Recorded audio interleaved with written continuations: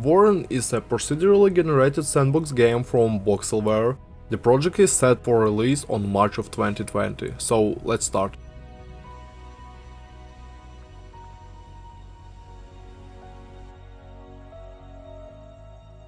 According to the story, several hundred years ago, cataclysmic eclipse on a grand scale nearly destroyed your galaxy, and an impassable ring of torn hyperspace appeared in the center of it, which conventional engines cannot overcome.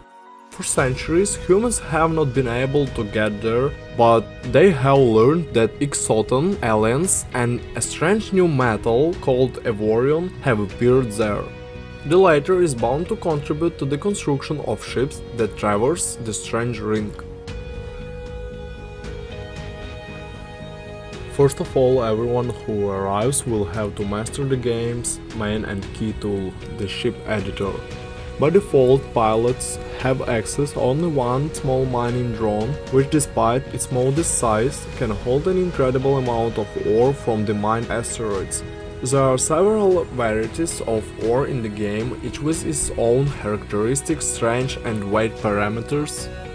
Each new material offers a number of items that cannot be made from a more readily available analog. For example, titanium can be used to make new generators and energy storage devices, while iron, more common on the fringe, can only be used to make solar panels. The number and purpose of parts will please the die-hard Cosmos fan. There are shunting engines, cargo bays, dampeners, cabins, steering control systems, docking modules, gyroscopes, and a host of other useful elements, not to mention cosmetic delights. Although predominantly hexagonal blocks are used for assembly, decorative parts and armor are available in other larger formats, allowing the player with proper diligence to assemble the ship exactly as he can imagine it, and handy tools will help to fulfill his wishes almost painlessly. There is another extremely useful feature available to users in the assembly process: the characteristics of the ships, which change in real time depending on the device you plan to mount. That is, by installing the engine and select dimensions, you can immediately see how much power it will add to the ship, how much it will weigh and consume power. It's a very convenient solution. The game has many curious features that came as a surprise. For example, a crew must be hired aboard the ship, as well as the fleet as a whole, and will be accommodated and paid for. Allocate mechanics to handle repairs, fighters, pilots, assign people to supervisory positions, and assign people to be in charge of security. All gun and extraction systems requires personnel on a mandatory basis.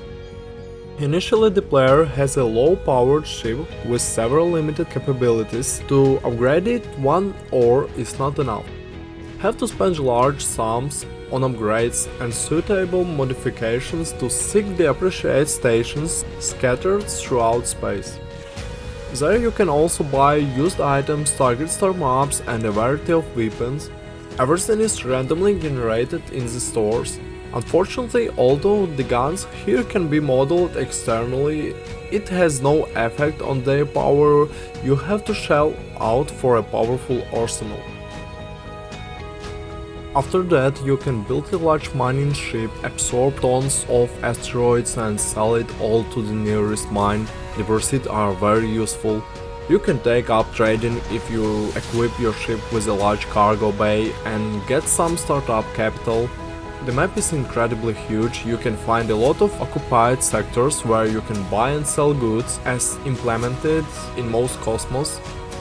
You can assemble a small flotille of remote-controlled ships and hunt for the heads of pirates or compete with the aliens. In addition, no one forbids you to mess with one of the many local factions.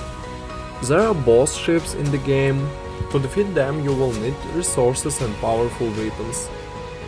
The game has very nice destructibility mechanics. Fragments of objects consisting of blocks are flying off piece by piece, or whole modules if the supporting structure is broken. In battle, the ship can lose vital system, lose its armament, or even fall apart. Choose the location of the elements wisely.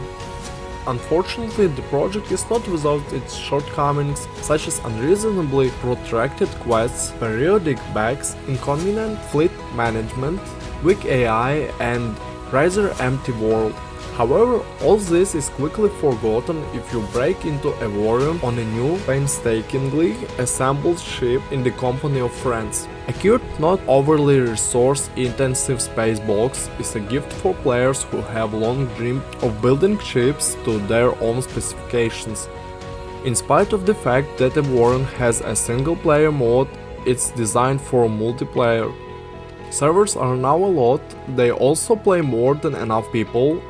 Additionally, you can always invite friends to your own randomly generated ride, mine top fossils, build a giant battleship, invite your comrades aboard, and go to conquer the galaxy with the support of a huge flotille.